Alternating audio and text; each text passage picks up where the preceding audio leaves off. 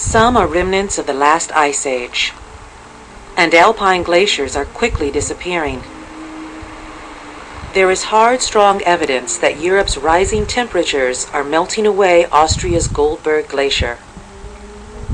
Records here date back to the 19th century and document drastic changes in the landscape. And as recently as 1979, this valley was filled by the glacier, solid ice 300 feet thick. Now bare rock and a small river are evidence of the glacier's retreat. Scientist Wolfgang Schoner studies the changes here.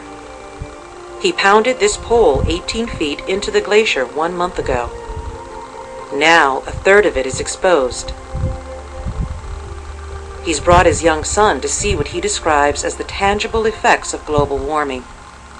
If you are speaking about aspects of climate change, it's very hard to show something where you can see it. Glaciers are the most important possibility to show it that something happens. The melting of polar ice shelves has scientists worrying about rising sea levels. But as Europe's glaciers vanish, the primary concern is the flow of rivers throughout the continent. Glaciers hold precipitation in the winter and slowly release it during the hot, dry summer.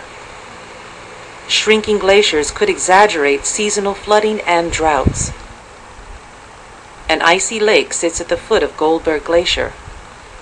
It's the source for a small river that eventually ends up as part of the Danube. Schoner's team collects data to calculate how much of the glacier is flowing downstream. Millions of gallons a day during the summer. And this is a small glacier. Higher up the mountain, where not long ago the ice was 30 feet thick, runoff has carved a cavernous tunnel. This tunnel has since collapsed, and a new one has formed nearby. So the glaciers are losing mass from one year to the next, and they will go smaller and smaller. For this glacier, I think it could happen that this lower part will completely disappear.